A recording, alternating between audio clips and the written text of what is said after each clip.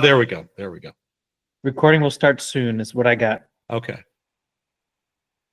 And Skynet just came online. Yeah, it looks like we got it on our side, or at least on my side. Yeah. Be nice to ChatGPT, people. Yeah. All right. I'm good to go. For some reason, I'm having bad connection, even though I'm right next to the mesh router. The mesh. Yeah. All right. Yep. I'm good on my end. Okay. Cool. All of this stays in the intro. Don't cut anything. All right. We really kind of like need we need to lay out like how little we actually want to talk about this movie. Yeah. So guys, just politics has been really crazy the last few. Oh God, let's not talk about that. That's not on mic at least. That's depressing. Gentlemen, welcome to our new for 2025 intro to let's see here, our episode 15 of Rebels Without a Pod, originally recorded back, I see, in the first week of August 2024. This is from our SNL cycle, a pick by Naveen, one of the what turned out to be one of the favorite punching bags of our podcast to date. The 1990 Dana Carvey feature Opportunity Knocks, which you can describe a lot of different ways, certainly as a movie. Yeah, you could. Certainly as a movie. Yeah, I mean, it's got the runtime of a movie. Got the runtime of the movie. There was a poster. There was a poster. There was like a editors, directors, credited crew. I'm not sure there were editors. Hmm. You'd have to show me pictures to believe that. Sure.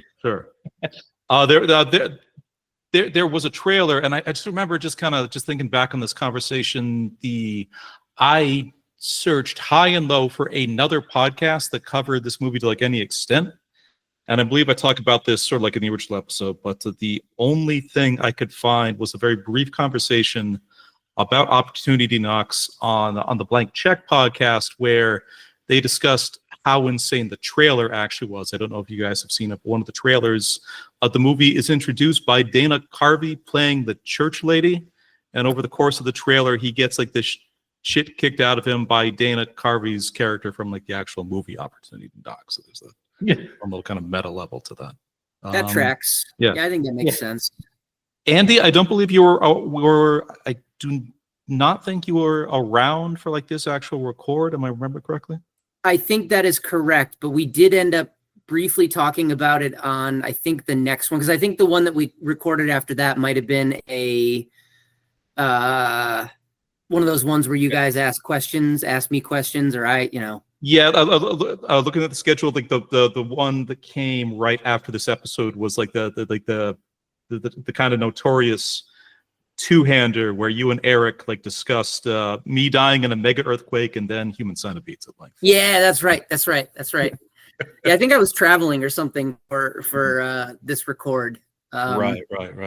So, but you did actually end up like watching the movie itself, correct? I did, and in fact, I think if memory serves, I think. What's that? Yeah, I believe you sent in like your answers to the questions and things and your views of it. That's right. Yeah, I think I watched it in a hotel room in, I want to say maybe Minnesota, or I don't remember where the hell I was, but I watched it in a hotel room, and man, remember just thinking to myself, there are any number of things I would rather be doing than this right now. Right. But yeah. Absolutely the worst thing to happen in a like Minnesota hotel room like in a long time. Like that's I mean, certainly to me anyway. I can't speak for everybody, but yeah. So I mean, I just like just kind of thinking back sort of memories of the pod. I commented privately to Eric after the fact how sort of kind of surprisingly sort of just positive and supportive he was of this movie and like this pick, like on like the actual conversation itself.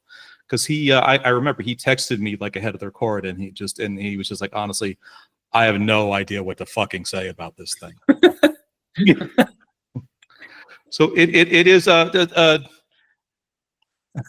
Naveen, I do kind of feel like at least a measure of guilt that this is sort of that this is kind of emerged as like kind of like the punching bag of the pod, or like a sort of go-to sort of punchline, if you will. But any thoughts on it sort of being like a few months out? No, I mean, and you shouldn't feel guilty at all. Again, what, 10 years old, and just going to the movies, seeing it, it was like, oh, it was cool, it was great, and you know, just knowing what it was, and you know, obviously being dumb, a 10-year-old, and slightly smarter now. But I agree totally. Like, again, I remember liking it, and I only saw it that once, and that was then. I wanted to try to pick something different that probably nobody's seen, but had an SNL lead. Sure. And then watching it, yeah, it was it was bad. I was just like, wow. It was really something. Like it was bad in a way that's not even, you know, there. It's the worst thing I think you can kind of say about it is how anonymous like this movie sort of like ended up being. Like and this from a. But again, you know, there's we had some conversation in like the sort of like the pod proper about this coming from a genuinely gifted SNL cast member, and just like a couple years prior to just the complete mindfuck gonzo sort of experience that was the Dana Carvey show. Easily like just like a thing, like a series of shows I was obsessed with. Remember watching like the night that it actually debuted. You know, it was kind of like you look at like the writing cast on that: Louis C.K., Robert Spiegel, fucking Charlie Kaufman. The television debuts of kind of Stephen Colbert and Steve Carell. And I shared one of the Dana Carvey show skits like on like the group chat like earlier, and it's just so goddamn funny. And it was from about like 94, 95, I want to say. And it just that was funny. I think that came 10, 20, maybe even like 30 years like ahead of its time. Yeah. I think today that's the kind of thing that would have found a huge following on some, you know, streaming network or others, you know, streaming service or other. But yeah, it was just too weird for its time. Its time slot was weird. Nothing about it was set up for it to succeed. Nothing. Yeah. And in particular the days of just kind of like Adult Swim and kind of YouTube comedy and kind of just you know, just I Think You Should Leave, and just you know, just a sort of bizarre kind of gonzo avant-garde humor like that became sort of like, you know, like the defining thing of the era. And it's just it's so strange kind of like watching thinking back on Opportunity to Knox and just seeing really none of that. None of that the entire time. It's wild to think about a movie that figured out a way to make Robert Loggia boring and low energy, you know? Yes. Yes. And yet I still contend he was the best part of the movie. 100%. No question. I think the best part, the best thing to come out of us watching this movie, though, is the fact that I would have to guess we are the only 4 humans in the history of Amazon to ever spend money to rent this movie. So we're in a database somewhere as the only 4 humans in existence to ever spend money. It's just what we must have done to some part of their algorithm before we screwed it completely. Yeah, completely. Unless like the Amazon AI is actually sophisticated enough to just be like to see that and to just go probably 4 assholes in their mid-40s like making a podcast together. Really, what should have happened is it should have set off some kind of an alarm bell at Amazon headquarters that there were some fraudulent activities in the Northeast and also in Las Vegas, and they should have we all should have gotten concerned phone calls, or at least they should have actually, you know what, they shouldn't have even bothered calling. They should have just immediately reversed the charges and assumed that it was a mistake. Yeah. Something like so that it's just 4 people's cats simultaneously sat on like their laptop, like all across exactly. the States. Yeah. Nice. So let me kind of share I had like a kind of a bout of insomnia last night, and I kind of got like this idea in my head. and I ended up spending way too much time and started kind of getting way too geeky on this. But I made a spreadsheet for you guys that I want to like share right now. Okay. Great for a podcast. Great, yeah, just absolutely wonderful for like an audio medium. Yep. But can you guys see my screen? Okay. Yep. All right. It's loading. Yep. So, the question I kind of got in my head last night, a general kind of attitude that I kind of bring to like to film, to music, to like a lot of different things is like I'm kind of an anti-nostalgia person. Like at the end of the day, I'm kind of like when I hear people talk about like, oh, only time we had great movies was in like the 80s or the 90s or the 70s or just just whatever the fuck, and just everything is kind of boring and sequel heavy and just kind of dull, repetitive kind of trash right now. Like I've never liked that outlook. I've never kind of bought into it. I think nostalgia can be these things can be very subjective, and I think it's a lot of what when people say, oh, back in the day, they movies were just a lot better. My thinking, my angle on it is always like, how much are you just remembering being a kid or being a teenager or kind of being in your 20s? Yep. So an idea that I had, and I wasn't sure if it would be feasible when I started, but I managed to kind of cobble something together, was I was wondering to myself, how many American movies came out in the year 1990, the year that Opportunity Knocks was released, and how many of them were actually good or at least relevant, like in some kind of way.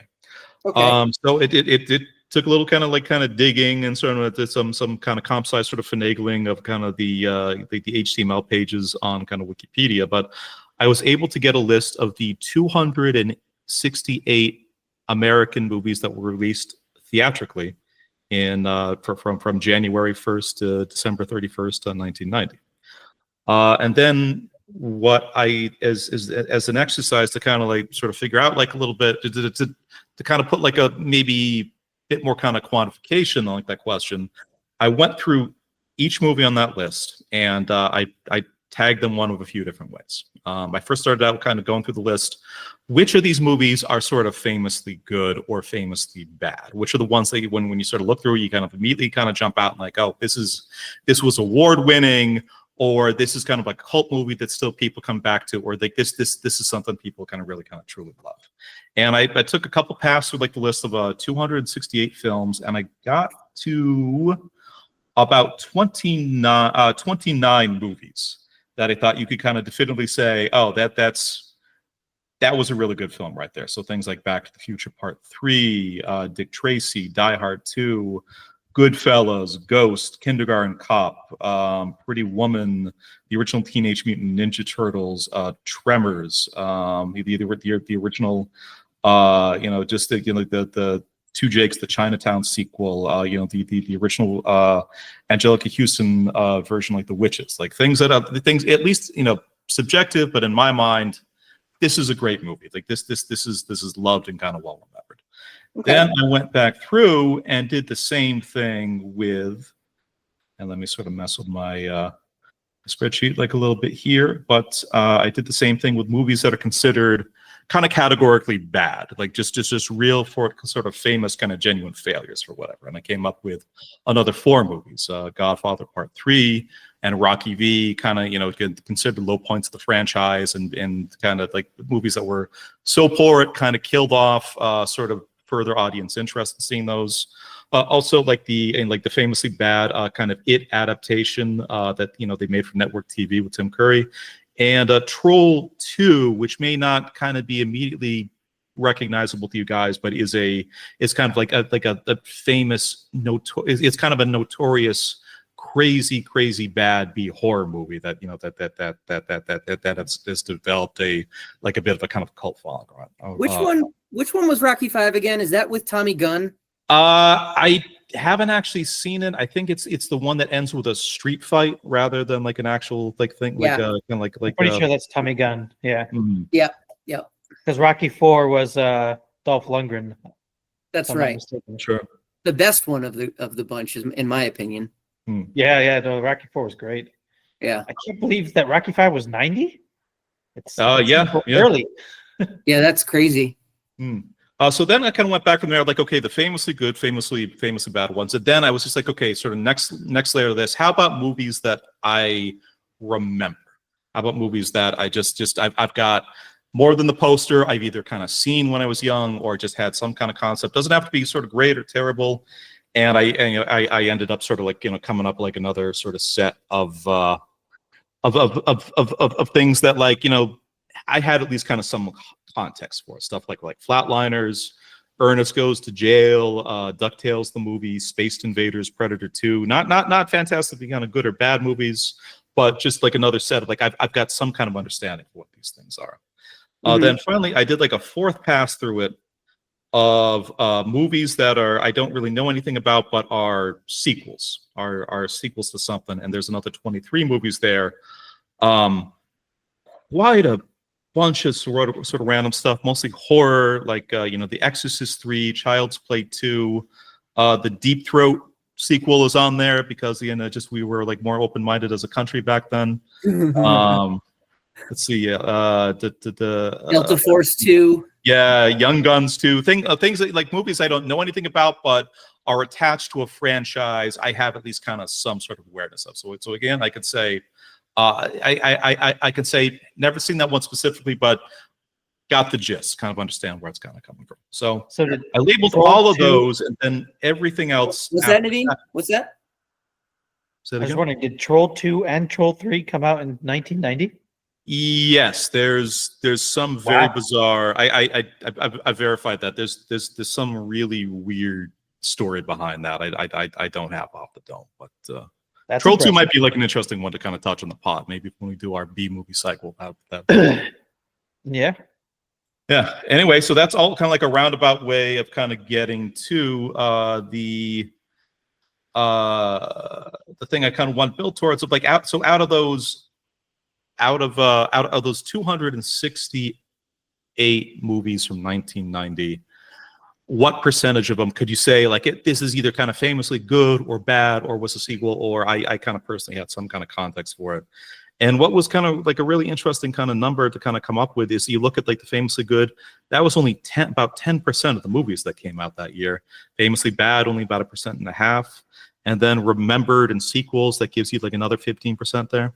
So what that leaves you with is out of all these, and again, these are just only American movies and things that were big enough to get theater releases.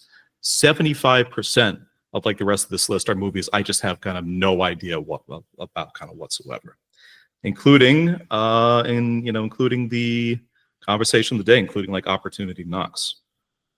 So I thought it was kind of an interesting. One second here, let me pull that up. So it was an interesting kind of thing to go to and sort of think about when you say, the argument of maybe movies were movies better or worse, about the same, kind of going back the day. It was interesting to kind of go through that and kind of finally say, well, the majority of things that were big enough to kind of get into theaters are just kind of gone, are just kind of like vanished. Just like things that, and coming from like a person who has kind of I like to think that I kind of know movies sort of fairly like decently, and seeing close to 200 films like on this list, and that I have just no idea, no kind of context for sort of whatsoever, including obviously like Opportunity Knocks on that thing. It was like an interesting thing to sort of think about and look at. The Adventures of Ford Fairlane was the movie with Dice Clay. Yeah. Really? Yep. It was pretty terrible. Yeah. Pretty great at the same time. Yeah, maybe. Also pretty great at the same time. Another 48 hours. That was all right. I remember enjoyed watching it then, but again, who knows what it'd be now. Mm-hmm. Awakenings. You should watch Awakenings, though. What is Awakenings about? I mean, I just love Robin Williams, but it's not a comedy. It's sad. Oh, it's so sad. It is sad. It's true. I think it's pretty based on true story, but yeah. Just Robin Williams is just amazing, Right. amazing actor. So just like looking through this, here's the full list of everything that I had no idea about. Like what? Wait, time out. What is the Captain America that's on there? 1990 Captain America. Let's. Is that the one? Oh man, is that if that's what I think it is? It's got to should be. do it. I can't remember what it is, but it sounds familiar. They tried once every few years to make like a one-off Punisher movie, a one-off Captain America movie, like a one-off kind of, you know, they Marvel would try time to time with like, you know, like the easier, lower budget sort of kind of superheroes. Like, you know, there's also like a very notorious Fantastic Four B movie that came out like a few years back that's supposedly just completely like unwatchable. I've 100% seen that Captain America, the 1991. I remember as a kid thinking it was great because it was superheroes on TV kind of thing. Sure. I think it would be really fun to probably go back and watch it again, just to see how just horrible I'm sure it was. Yeah, I mean, I don't think I ever saw it, but I would look. Men at Work. One can only imagine. Yeah, Men at Work 150 is a great movie. Which one is that? Men at Work. It's the one with and Charlie Sheen. That one's funny. Yeah. They're just throwing the trash around. Problem Child. Yeah, I mean, there's some decent stuff on there, but there's also a bunch of stuff I've never heard of one time. Right. Yeah. I feel like this might be like an interesting exercise for like the four of us to kind of go through and sort of and kind of label these movies and sort of see where our kind of memory fits for this stuff and kind of whether or not kind of like the numbers are sort of consistent like across the board. I definitely want to go through this. Please share this with the group or put it in the drive or something like that. That would be fun. What I'll do, I'll kind of reformat this and I'll sort of delegate like a sheet on this to like each of you guys and sort of fill out at your leisure, and maybe it's something we can kind of like iterate it on and can like discuss in the next podcast like a little bit. Yeah, that would be fun. Yeah, Navy SEAL was good. Repossessed, that was fantastic. Naveen's going to know like 80% of these, like off the definitely. He's going to know more of them than the rest of us. 100%. Yeah, no question. You guys haven't seen Repossessed? I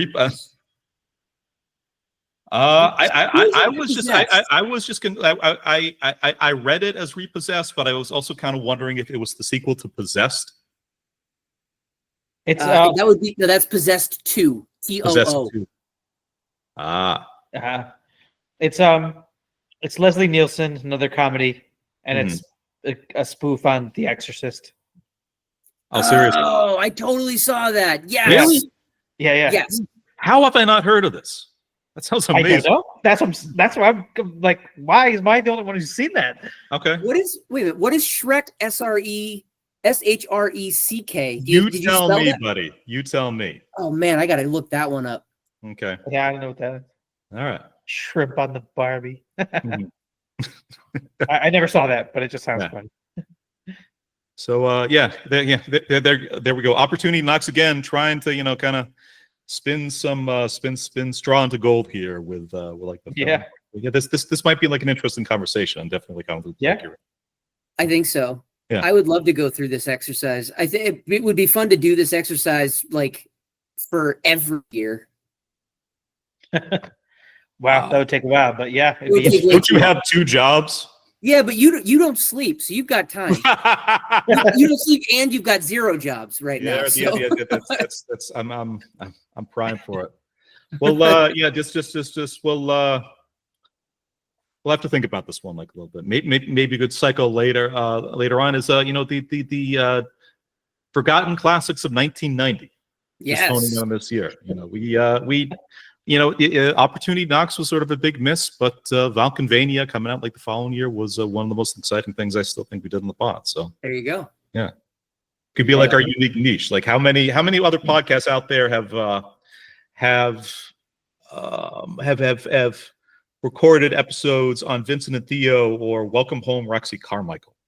I don't think I ever saw that, but it sounds familiar. It sounds familiar to me too. Yeah. Right. But I mean, I guess we should get back to the intro of Opportunity Knocks. Yeah. All right. Do we have anything else to say about it, though? No, I mean, no. just for our Mhm. listeners out there, just you know, if you want to watch it to see how bad it actually is. But you know, don't waste your time. Really, we say enough. Yeah, you And I really think we- don't ever need to watch this movie.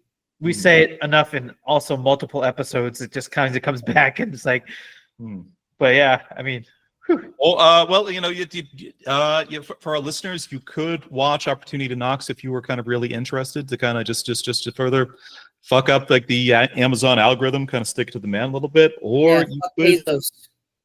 watch one of these lists of 30 great films strictly from 1990 instead of like Pretty Good Time. Mhm. Days of Thunder, Gremlins 2, The New Batch, Misery, Miller's Crossing. Fuck. That's some good stuff, man. Good yeah. year. Good year. Anyway, please enjoy Opportunity to Knox. And Well, our episode, not the actual movie. Yeah, don't enjoy the movie. Well, actually, you don't even have to say that, Naveen. They won't enjoy the movie, even if they watch it. So. please enjoy a civilized conversation of two guys really trying to put on a brave face with their friend. Yeah, that's right. All right. Thank All right, you. guys. All right. Bye.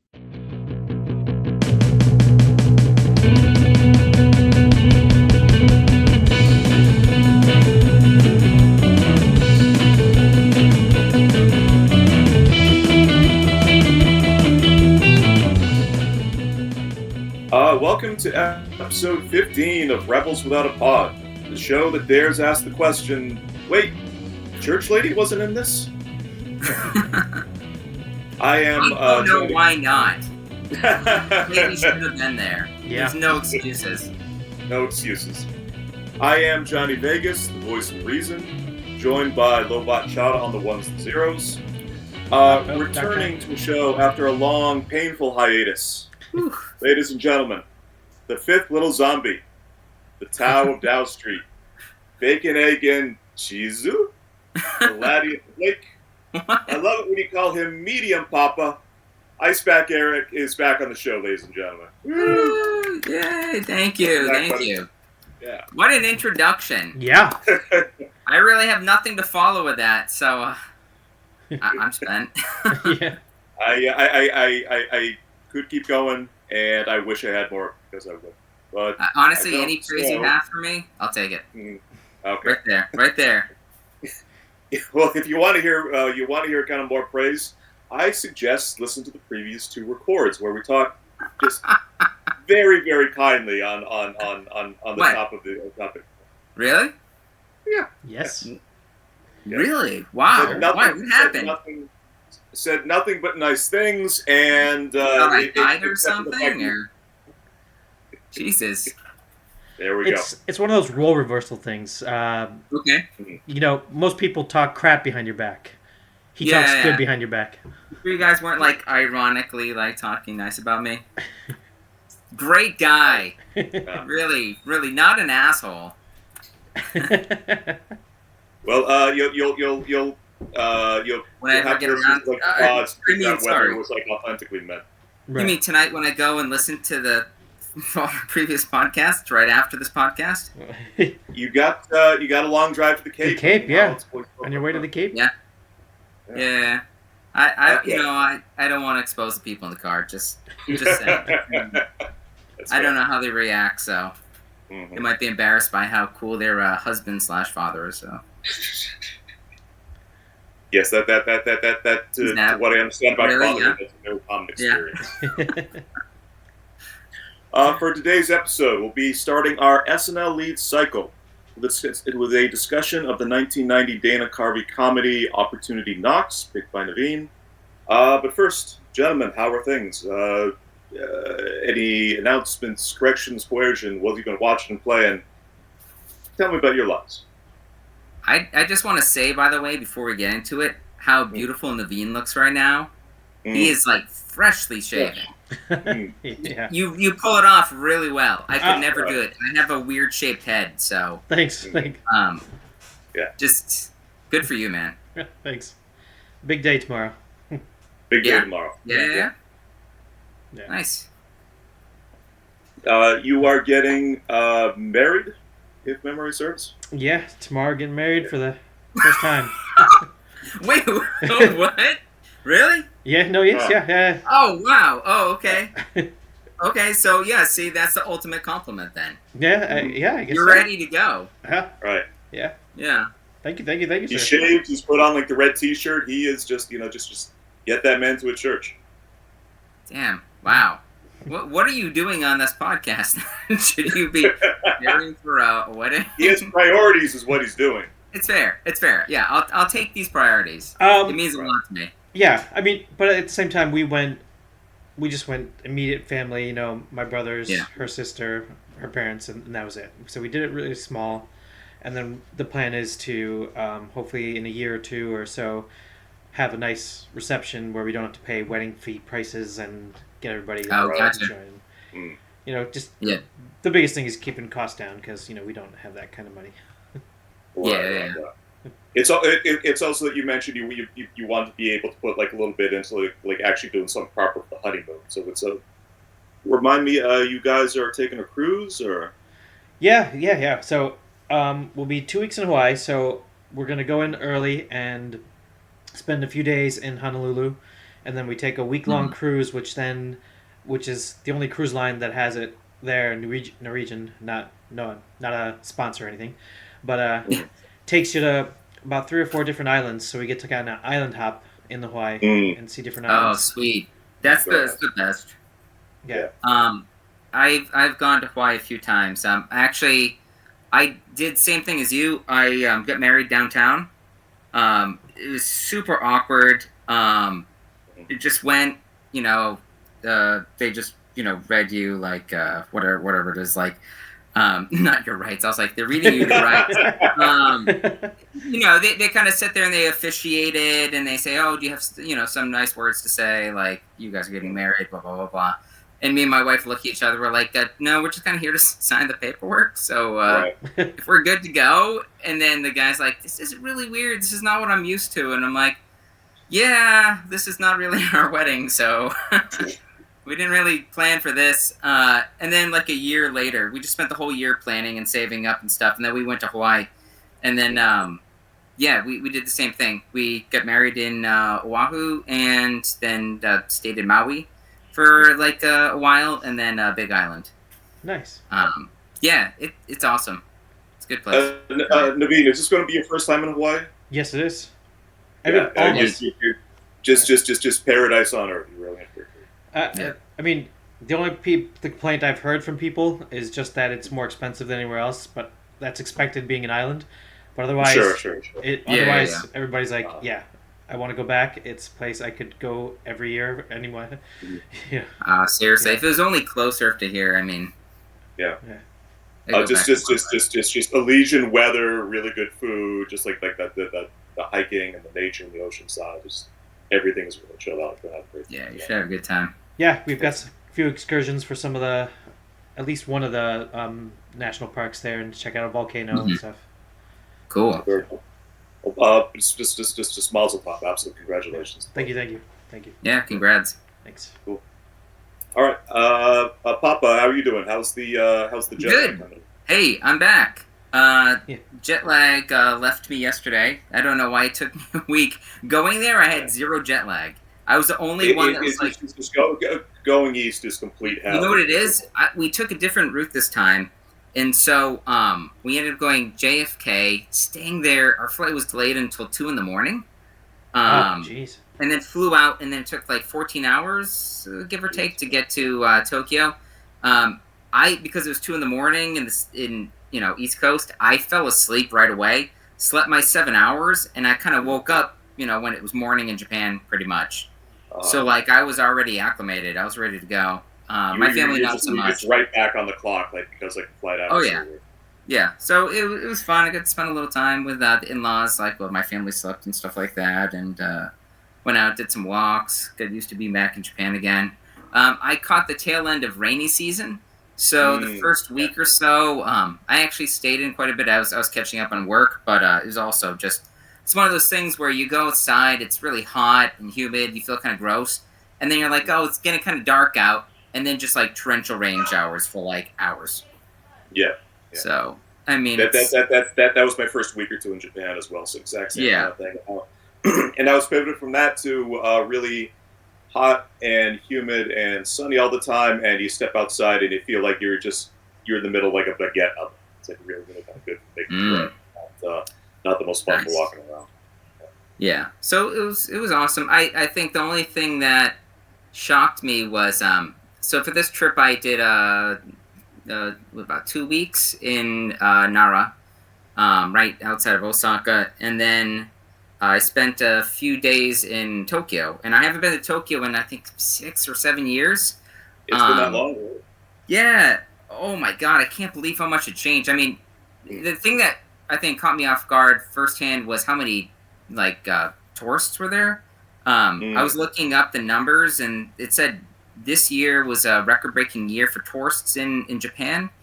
They hit 2.6 million in the month of June alone, which is just like astounding. But I mean, you feel it because it's like anywhere you went where it's like something you've seen in a movie or places people have told you to go, it's just like, you know, messes of people, and you can barely get around. And add on like the heat and the humidity, and it's a poor combination.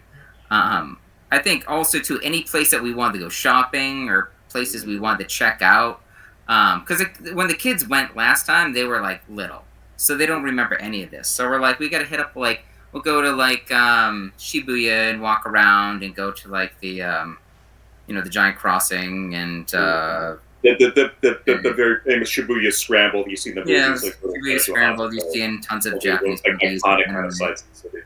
Yeah. Yeah, we did that. We went to Harajuku. We went to Akihabara. All those places, and everywhere we went, it was super crowded. But I mean, other than that, we had a great time. I was shocked that this is what blew my mind. 20 years ago, I remember I had a friend that lived right outside Harajuku. Harajuku, it's known for like Harajuku girls, Gwen Stefani, like fashion capital of Japan, I guess you want to call it, or something like that. All like young, ambitious fashion. And they have tons of clothing stores around there and stuff geared towards younger people. 20 years ago, I remember I had a friend who lived outside there. 2 a.m, I remember walking around, and there's still people out, dressed really, bizarrely and stuff like that. But it was just like a cool, chill place. I go this time, it's like 2 p.m. There's nobody dressed up at all. It's just, it's like a shell of its former self. And every place that you walk by, they have those gotcha machines, just like walls of them. So when we went there, I was telling the kids, I talked it up. I was like, it's gonna be great. You're gonna see all that stuff like you saw in like that Conan special where he went to Japan, and all these people just really weird and everybody's dressed either like they're in The Cure or they're out of like Alice in Wonderland. Definitely. At least it just that was the look and like the vibe back in the day. I talked it up. Big game. Not one person dressed like that. They're like, oh look, hey, there's a candy store next to like a souvenir shop where they have a bunch of anime stuff, and I was like, sweet. Next to like a waffle stand, next to like a different waffle stand. Yeah.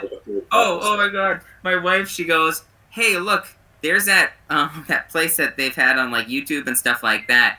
It's a meat skewer stand. I don't know if you heard about this. It's overpriced, high-end, like high-end cuts of like meat that they sell on skewers that they cook, like when you're walking down the street on the side, and you can just go up there and order there. And there's a huge line. But you get like, oh God, what was it? It's like, it's not even expensive, but it was like medium thickness kalbi or something like that, which is like a Korean cut of meat. And it was like $25, $30 for a skewer with like maybe 4 or 5 pieces. And there's people lined up to like get this stuff, and I was like, Jesus.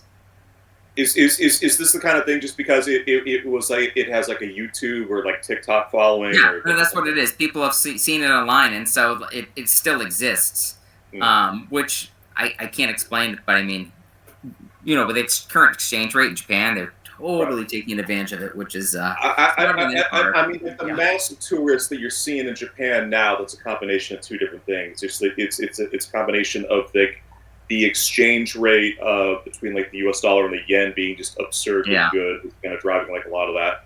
And just the fact that, Japan was locked down during COVID for far, far longer than they were. So it really built people's appetites. So. I still remember, too, when like things opened back up again, China hadn't allowed for people to leave to travel to Japan. And so once they allowed that to happen, just like floods of people came in. I don't know what it is, but I guess designer brand stuff you can buy cheaper in Japan. The exchange rate between like Chinese currency and U.S. and Japanese currency it's not like they're getting like a huge bump or anything, but it's just the fact that they can buy stuff at a reasonable price compared to what you're paying in China, which is like really high. Right. Yeah. So yeah, I'm back. It was an awesome time. It was tough coming back, but yeah, it's been good. I did pick up stuff for Charlie. I wanted to show you guys because I thought this was fun. Because Charlie, Andy's son, helped out on a previous show, I picked him up some fun little things. Hopefully when he eventually goes to Japan, he'll remember this stuff. I got him this. I don't know if you guys can see this. Okay. All right. I can't read the full. Super strong Gorilla Cola gummies. Gorilla Three Cola types of gorillas on the front. You choose your strength in gorilla. One is super sour, one is super chewy, and one is super crunchy with chunks of sugar on it. I thought that was fun. I just like the outside. My kids were eating this the whole time. It's called Mintia.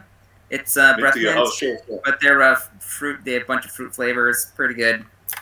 I got this. It's Milky. Milky's a brand in Japan.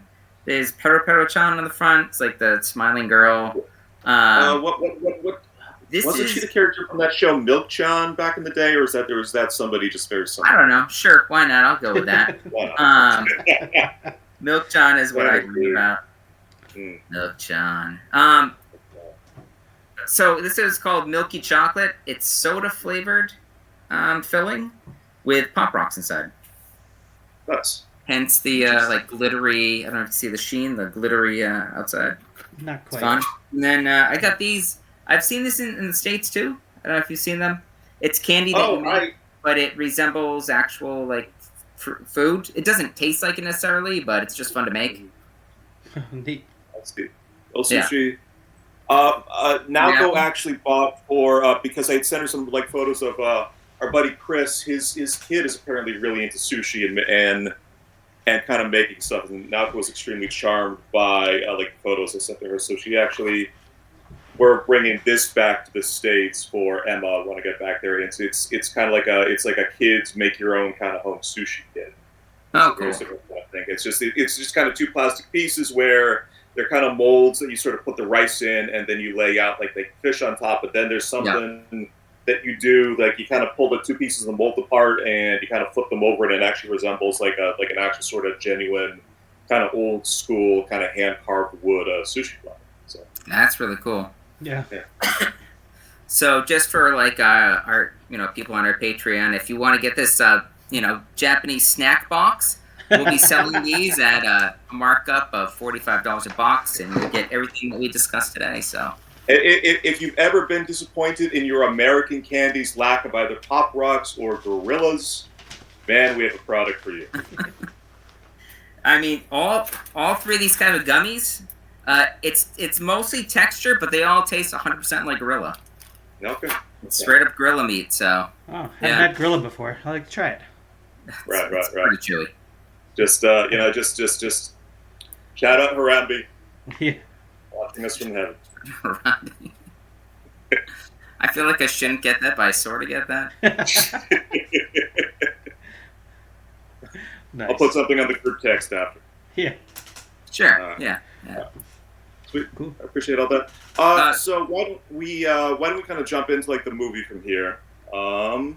So we're starting off our Saturday Night Live lead cycle. This was the overall lead was Andy's pick, and I kind of going in first with a movie that Naveen chose, Opportunity Knocks.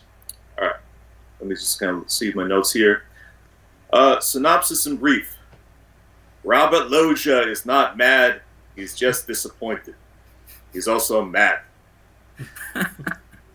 Opportunity Knocks is a 1990 comedy directed by Donald Petrie, starring Dana Carvey with Robert Loggia, Julia Campbell, and a guy who's definitely not Nick Kroll in like a Highlander Kingo situation. Thank you. It was filmed in Thank Chicago. No problem, buddy. It was filmed in Chicago during Carvey's summer hiatus between his third and fourth seasons of SNL. The movie released on March 30th, 1990, placing 5th in the American box office and then dropping off the charts 2 weeks later.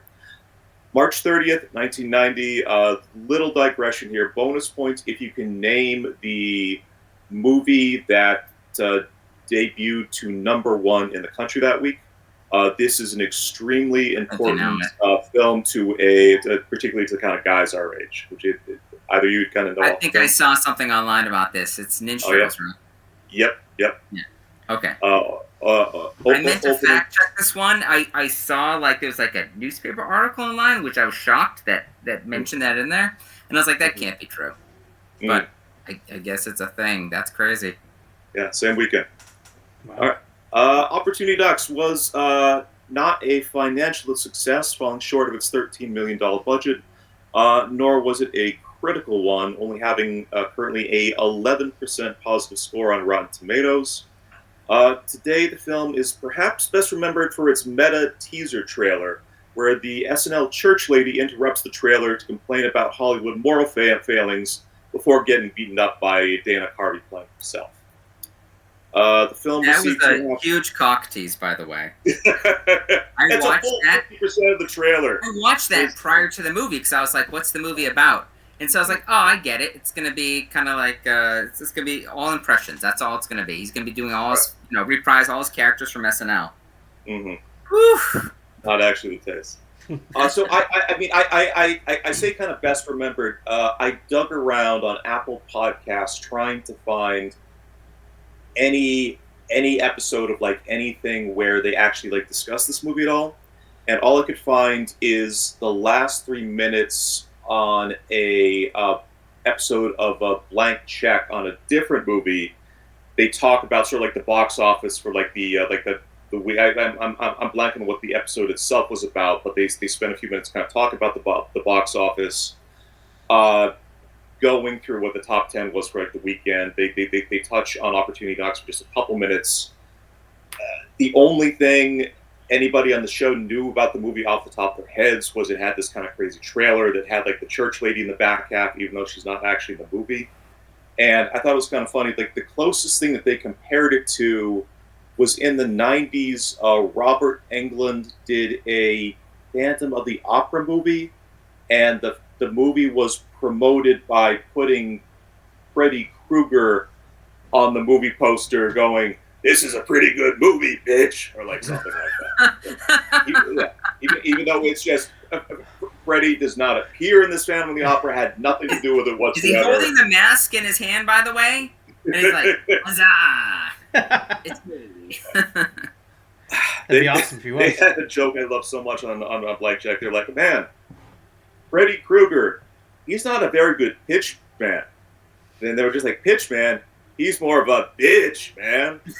I don't know. That really makes me smile. All right. Anyway, the film received 2.5 stars from Roger Ebert, who writes, "The film doesn't trust the relationships enough to go with them for a full-length story. Maybe Hollywood has lost faith in the possibility that interesting characters can sustain a feature-length movie all by themselves. Since all these scenes are plugged in from other movies, the plot sometimes feels like it's on automatic pilot." However, Roger did seem to at least enjoy Dana Carvey's performance. Writes later, "Does Carvey have a future in movie comedy? Quite possibly. On Saturday Night Live, he plays such broadly comic characters that you can't see his sweet and engaging side. But in Opportunity Knocks, he's more three-dimensional." I thought this was like an interesting point to raise on Carvey's sort of future in movie comedy, because this is actually, when this came out, this is Wayne's World and Wayne's World 2 are only got like a couple years out from this. Yeah. That's pretty much our overview. Going to general impressions. Naveen, why did you decide to pick this one for our cycle? I decided to pick it. I mean, I was 10 years old when I saw it. I did see it that early. I think I saw it in theaters there. And 10 years old, going to the movies, you're like, yeah, this is kind of great. Right. Just weren't into the Ninja Turtles? Right. No, I saw that too. I was gonna say, you walk in, your parents are like, so what do you want to watch? I mean, there's Ninja Turtles, and you're like, I don't know, I think I'm gonna give this guy a chance. Naveen's reading the other posters like, Robert Loggia! Robert Exactly. Loggia. Well, How many other 80s movies was he in? Thought the church He's lady going was to be going great to in be in Sopranos eventually. it. Yeah. He's amazing. Yeah. So, but the biggest reason why I picked it was just sorry. I figured I wanted something that was a little bit more obscure, and not something you got so many Adam Sandler movies to pick from. You've got a few Will Ferrell movies to pick from. I mean, my other thought was doing Stranger Than Fiction as opposed to going into straight just comedy movie. Yeah. So it kind of picked a little both of those. Like, it's not a straight comedy movie, and it was a branching off point for that. So that's kind of why I would thought of it and wanted to choose it, just because it wasn't your typical, all right, here's an SNL cast member getting into this movie. What's it supposed to be like? And just kind of dissect it wasn't the obvious pick. The way of just if you just like kind of name 4 SNL movies, it's not like just Beverly Hills Cop or Ghostbusters or Green Bay Ghosts or something like that. Sure. Right. Oh my God, so many movies. Yeah. Naveen, had you seen this again since That's 1990? what I was curious. So have you come back no, to this? yeah, no, I saw it, that one time in the theaters or whenever it was when it came out, and then never saw it again until recently for this, and obviously being slightly smarter than I was 34 years ago,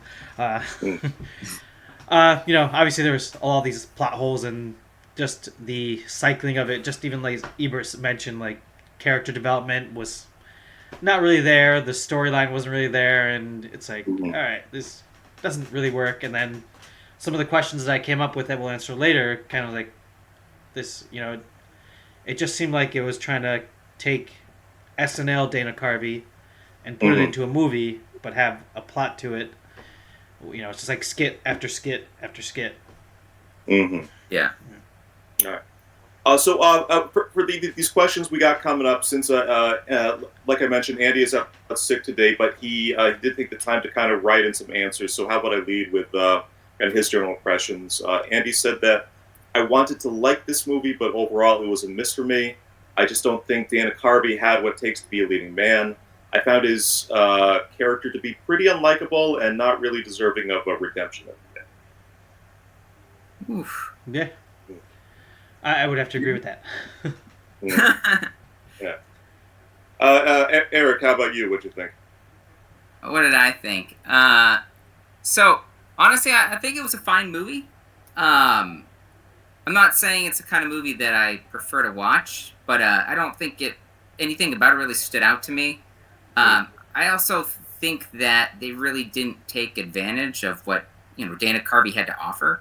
He's known for SNL and a lot of SNL Leads. I think maybe not so from like early 80s, but in the early 90s at least. I mean, there was Coneheads, like Wayne's World, was that Ladies Man? A bunch of them. They were all based off of characters from SNL. And then some did well, some didn't. Night at the Roxbury, I watched a million times, which I really shouldn't have. But it was one of those things where just Fucked up my neck, something fierce. I feel like that's a softball, right? It's kind of like, hey, he can do this character. We all know he can do this character. Now they're gonna flesh out the character, and he gets to ride that wave for a while. And this was kind of like, let's just make him like a straight actor and just play the role, and maybe do a few impressions here, but don't let that kind of take over the movie. And so I was kind of disappointed they didn't do that. But I've got a movie proposal. After watching this movie, I got a better idea for a movie, So, all right. I put together. Just hear me out for a second, okay? So, here we go. And I have to do I got to try to do a deeper voice, which I can't do, but I'm going to try my best. Kind of like a movie phone voice. So,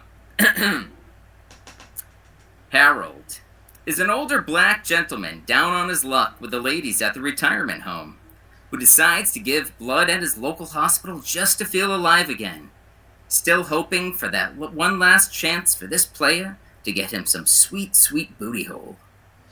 Annie is a young, ambitious doctor with no time for romance, yearning for a well-hung silver fox to come teach this Woody the ways of love. But will she find a puppy who can fill the gaping wound in her heart and melt her chocolate starfish? But when a chance encounter with a young, forgettable con man brings these two lost souls together, then that's when, my friends, opportunity knocks. Well done. I'm going to share with you, by the way, my search history for me trying to come up with some words for this. I'm a little ashamed of it, but it was also kind of fun to look back too. What do black guys call white booty? What do black dudes call white women? What's it called when older gentlemen teach young women the ways? Is at no point did a private tab sort of like the realm of possibility? Oh no. What do black men call their girls? What's another name for a girl you only hook up with? And then let's see. Fun lines from Harold in the movie Opportunity Knocks. 0 hits. I loved Harold. I thought Harold was great. He was there. He knew what he wanted. He's like, watch out for that big bee sting. The guy, you can tell right there, experience. Yeah, just do all your searches. That's in the algorithm now, unfortunately. So. You should see like my YouTube. Yeah, it's awful. Yeah, it's just going to be all Harold content. Algorithms all messed up. It's just all videos of Harold. Well, you just kind of tag on to kind of what Andy and Eric said. You know, it was a perfectly fine movie that it was a little bit. You can't really sort of say kind of it was of its time, because before and after this movie, really effective Saturday Night Live kind of themed films kind of got made that actually sort of used the characters from the show in kind of interesting, memorable ways. This wasn't something that they had to kind of work their way up to over time. And you know, Carvey played a lot. Is a phenomenal impressionist, and I think a really good sketch actor, and played a lot of really kind of weird, interesting, memorable characters on the show. And the fact that they kind of they kind of disregarded all that and kind of stuck him in a 60s Frank Capra movie rather than kind of doing something weird or interesting or sort of memorable was just a little bit surprising. I mean, this was a perfectly fine film that had little kind of bits and sort of sprinklings of just kind of Carvey stuff kind of here and there, but it just didn't really kind of stick with me, and it just kind of felt like the kind of thing I'd seen in 2000. Yeah. Quick question for you guys. The director, I looked to see what else that he had directed. I guess the movie he did before this was Mystic Pizza, which I've heard of, but I don't know anything about it. It's famously one of Julia Roberts' first movies. Yeah, that's right. Yeah. Mystic Seaport in Connecticut. It's supposed to be very, very good. Really? Okay. Yeah. I guess there's some other actors in there, the unknown talent at the time, that it helped spare their careers. You know, it's kind of considered up there with sort of Saint Almost Fire and kind of 80s kind of John Hughes style kind of coming of age movie. But yeah, he's a director. So you know, like I said, I thought the movie was perfectly finely made. It just there wasn't anything sort of super memorable about it. Yeah. So I mean, I was going to ask this question later, but something I was thinking about is with this leaving the script as is. Do you think that there's another SNL lead or alumni that could maybe do a better job than Carvey if given the same script? I don't think I think the script needs work. Mhm. Yeah. Just because of the development of even the plot and the characters itself. Because you Right. don't really see, at least I didn't see it too much in the beginning of Carvey being a con man. Mhm. Yeah. Yeah. You know, there wasn't enough of that to really be that con man. And then even the development into, like, okay, I don't want to do this con anymore. He never really Right. came out and said that Mhm. until, like, the end. And it was Mhm. like, I'm coming clean. It's kind of a tough question because I mean his role in this was so anonymous like at the end. Mhm. Like you ask whatever Saturday Night Live stars you kind of plug in. I think you could kind of go with just about anybody because there was not really anything really totally unique about what kind of the character he was playing kind of stuff. I was thinking about this and I was like, maybe not Will Ferrell, maybe not like Mike Myers, but I don't know why I think Andy Samberg could pull it off.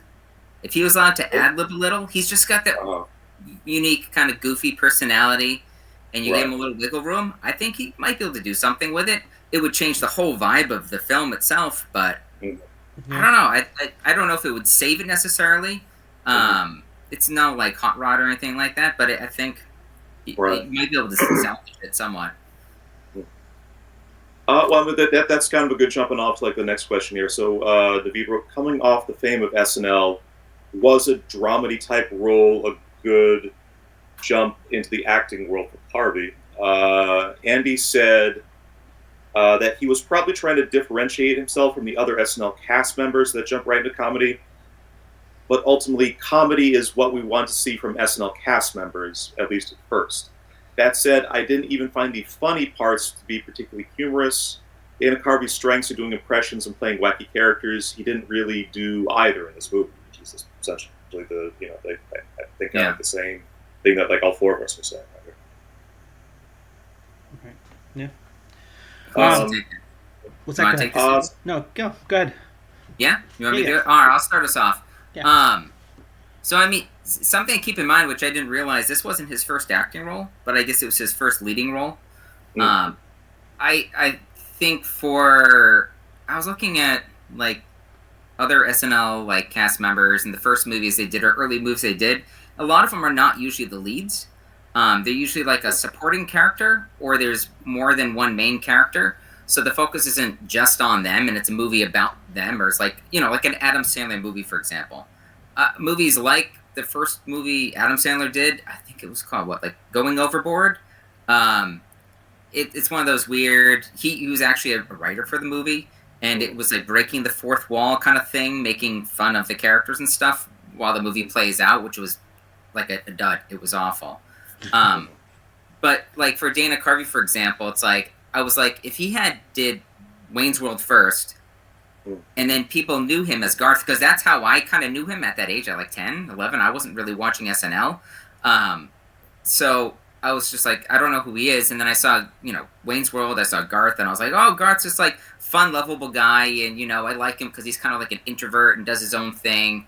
And, Wayne is just like the loudmouth, and he gets everybody's attention, and he's kind of goofy. So I related more to Garth. So if you gave me Garth, and then you were like, and now this guy, Garth's going to get his own movie, I might be more open to seeing what he can offer.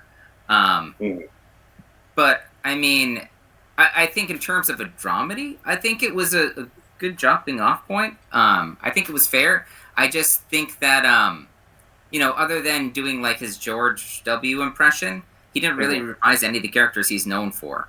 And I think that's kind of what hurt this. And so all you're left with is like a lot of weird impressions that he does that are really non-relatable. And so I don't think he stands out too much. I also think it was a weak script.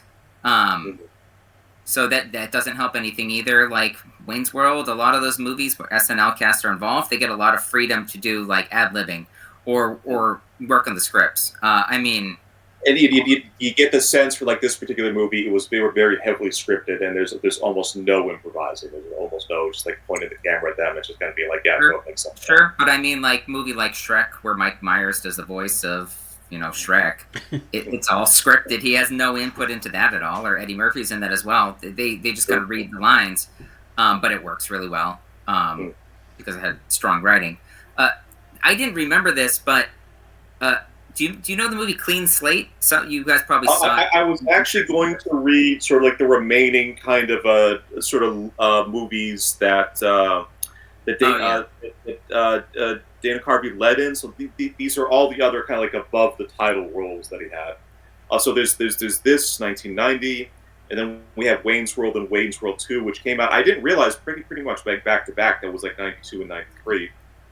Then he does 2 more movies in 94, Clean Slate, which is like I guess like an amnesia-based rom-com that he started with kind of movie. Valeria Golino and James Earl Jones. Yeah. And then then the same year he has a kind of a crime caper they started with Nicolas Cage and John Lovitz called Trapped in Paradise. Yeah. So after that, he does kind of like TV bit parts, stand-up specials. He has this very short-lived kind of TV show in 1996. He doesn't really lead in anything for a while, and then he does Master of Disguise in 2002, which was just. We're all saying like why isn't kind of Dana Carvey playing like a bunch of kind of wacky characters? Well, this was a movie that was entirely this, and it was just a hugely famous, very, very crazy flop that ultimately just kind of torpedoed like sort of the remainder of this movie. Yeah. He hasn't really kind of starred or done anything like that since then. I actually saw Clean Slate, and I sort of I watched the trailer the other day, and I was like, I actually kind of remember it because I had a dog that had an eye patch. Do you remember there was the weird dog? The dog had issues, so the dog would do stupid things constantly and get hurt. And so the more it got hurt, it was just like the dog kept getting worse and worse as the movie progressed. So that's kind of what stood out. But also, Dana Carvey's character was semi-likable. I think also you mentioned Valeria Golino, who played Ramada in like the Hot Shots movies. She was okay. She was in like a few of those movies. She was in Big Top Pee-wee as the the acrobat or whatever, or the tightrope walker. Trapeze artist. Trapeze artist, thank you. Yeah. She was Ramada in Hot Shots. So she was in a lot of those kind of, fun comedy movies. And so I think because, maybe not name recognition, but just people recognizing her in the movie, I think it helped it out. Sure. It's a crazy supporting cast too. I'm looking at like the film's Wikipedia page now. It also has Michael Gambon, who played Dumbledore in like most of the Harry Potter movies. Like I said, there's James Earl Jones, Kevin Pollak, Christopher Milani, and Bryan Cranston were also in this thing. Oh wow! Okay. Wow. Whatever you want to do with that. I know I saw it back then, but I don't remember it. It was so. It's a clean slate. Yeah, it would be. It's just knew nothing about this. Just kind of reading about it the first time for this fall. I tried doing the clean slate effect for Opportunity Knocks. It just doesn't work. I wake up and I'm like, oh my god, I paid $4 to rent this movie. I can't wash that out of my brain. It's awful. That's there forever, along with like your search history. Yeah. So why don't we throw to like a quick break, and we'll come back to like the rest of like the Opportunity Knocks characters, and then wrap it up from there. Did everybody answer the question? Good. What? Did everybody get to answer that question? No, I don't think it did. What do you guys have to add? Just pretty much kind of what Andy said. Like he did kind of fine in it, but I think kind of it's the same thing that we've been sort of saying here. It just he was. It was kind of just like anonymous and forgettable. What do you think, Naveen? Yeah, I mean, I definitely agree. Just things that came to my mind about it, like the progression that probably should have happened. I know Steve Martin was not a cast member of SNL. But, he started off with things like The Jerk, but then he went into like Father the Bride or LA Story, where it got a little bit more serious and you could take it serious. And again, I know not an SNL cast member, but same thing with Jim Carrey. I mean, you got those Ace Ventura movies, but then he went into like Man on the Moon and The Majestic, kind of built up and things like where I know they sort of play both those things kind of played off like their stand-up personas, like their kind of sketch television personas. Like there was for people that were fans of them from like that stuff, there was like an immediate kind of through line. Right. and that's where like Wayne's World came in. It's like it was already something familiar you could grasp onto. So I think that's where he kind of his career kind of just didn't go because he tried to jump into it too kind of quickly. like he kind of whiffed like the first time out. Right. I'm wondering what like led him to that script or like to do that movie. Like he's just like, hey, I want to do something different, maybe, or maybe I want to do something that showcases my talent, but it doesn't, lock me into like what I am in SNL. Right. I don't know. It seems like a weird one to me. I think I read somewhere too. Somebody said they felt like they're like, hey, we got Dana Carvey, so now let's just write a script around Dana Carvey. And then they just threw something together. And he's in Chicago currently. He has a summer between sort of like SNL seasons. Is what we like. Take advantage of this. Yeah. Church Lady's big. I don't know. But yeah, that's all I want to add. Kind of like those examples. You see the progression of comedians to get into this lead role limelight. I think he just kind of went backwards in it, and that's where he kind of totally makes sense. Lost totally it. Makes sense. Yeah. Like I said, there's 400,000 podcasts on like Apple on like the Apple platform right now, and I just nobody seems to just out of all that, just nobody seems to actually be talking about this. I told you this today too. I took a look at it and I was just like, well, you're yesterday, my today. But I was looking. So I usually do like daily walks or whatever, and when it gets close to like our podcast, I do like a big like search of like other podcasts or like movie reviews on YouTube, all kinds of stuff. And I just honestly, I had a great walk today because I kept walking, couldn't find anything, and I just kind of gave up and just finished my walk. The best I could do is I found a movie review of this. A lot of them were reviews for like the Blu-ray itself, the quality of like the the transition from the DVD to Blu-ray and stuff. I don't know, the extras. But there was this one guy who did a review. He had 27 views, and he's just like, he goes, "This is like a con man comedy, and I don't like con men." And I was like, "Well, that settles it. That's it. We're done. No review. That was it. There's no review. We're done." Right. Crime generally not a fan. You won't con me, Dana Carvey. You conned me into watching this movie. Ugh. There we go. You already got my $4 for the rental, but you're not seeing another cent. I'm gonna try to like contact Prime customer service and say that my son actually rented it, and see if they'll give me the money back. I doubt they will, but I mean, when's the last time anybody's ever, outside of maybe you guys, when's the last time anybody's ever rented that movie? That's all I'm saying. It has to be very confusing for their metrics. Like, we haven't had a single rental on this movie in years, and then all of a sudden, like 4 over the course of a weekend. What is going on? My son thought it was Blippi. So right. Can you imagine the 50-cent royalty check that Dana Carvey's gonna get now in the mail? Is like Amazon Prime. He opens the envelope. He's like, "What the opportunity? What the?" Yeah. Hey, honey. He's looking at the check going, I think Robert Loggia was in that. Yeah, right. Finally sold that baseball. All right, so let's take a quick break, and we'll sort of kind of come up with final thoughts on the film. All right. Did we go through all the questions already? No, we got some more. Yeah. We got a couple more, and then all right. so yeah. All right, cool. Oh yeah. See you in a bit. See you. Later.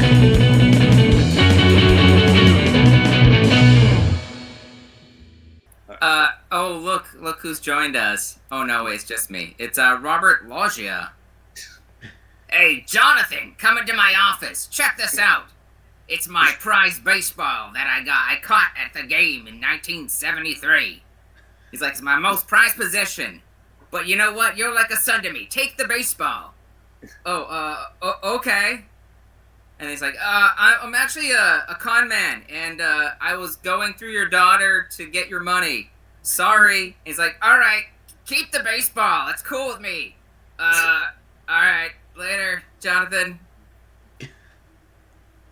My favorite Robert Loggia thing was from like a kind of mid-season episode of The Sopranos, where a couple of gangsters kind of come up, and Loggia's kind of sitting there on the porch. He's like, come on in. I'm just enjoying my wine and peaches. And he's just sitting there, just eating peaches and having like a little glass of wine. I'm like, you know what? I want to try that. I did later that day. Wine and peaches, delicious. High recommend. Yeah. What kind of wine? That's a good question. Probably just like a little glass of Pinot Noir, some from Cali. You know what? Sure. Yeah. All right. Yeah. Not gonna do it, but just curious. This is the thing that they talked you into drinking finally. Yeah. Nice. Wait, what's the line in the movie? He's like, "Whoa, this is really good. You guys gotta try this." You talked me into it, Loggia. Yeah. Yeah. I mean, you know when like you watch these kind of movies and you remember like all these like things that people say and then you like joke about them with your friends. I think that's the only one I took out of this movie. It was like that, and then when they're trying to steal like the TV, and then the two Karate Kids are like, "Hiya!" That was great. I was like, there we go. And then I love how it just pans to like outside. You can see like inside. It's just carnage. It's like that shot from Big Trouble in Little China where you just see the doorway. Yeah. Think it back. 1990. It would not have quite been Ninja Turtles, but I think that would have cracked me up in the theater. All I'm gonna say is like they're trying to earn $700. Like of all the things you can steal in that home, the most expensive thing is the TV. I mean. I don't know the last time you guys have tried to pick up a CRTV, but those things are fucking heavy. And then also, how are you gonna get $700 to like go huck that at like a thrift store or something, or some kind of I don't know. Right. In sort of 1990 money, that's like $10,000. It was a 32-inch, John. I mean, that was a pretty big TV back then. Oh yeah, had some girth. All right, so okay, what we got for the next question? Did using the full range of Carvey's talents take away from the film or add to it? Andy's response was, I don't think he did use his full range of talents. He has a very unique sense of humor, and a lot of his best stuff is super weird. Definitely agree there. I didn't see that much of that on display here. Master of the Sky certainly wasn't an Oscar-worthy movie, but at least they tried to do something with Carvey's strong suits. Right. Yeah, I was like, bullshit. What's this? No way. Full range of his talents. Yeah. They're like, hey, buddy, just like this scene, like, okay, so we're gonna have this like Japanese interpreter or whatever, and he has to go to the bathroom. He's gotta take a shit or something. So just kind of walk up and have a conversation with him and pretend that you speak Japanese. And he's like, do I have any lines? And they're like, no, just kind of go with it. Gibberish. Just speak gibberish. This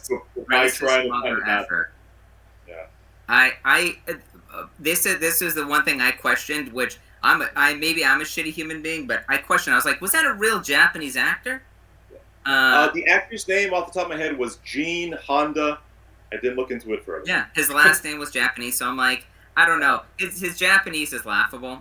It's pretty funny, his pronunciation, but he was actually speaking real Japanese. So it was goofy. I mean, it was Japanese, just goofy, but I was just like, ugh, this guy right here.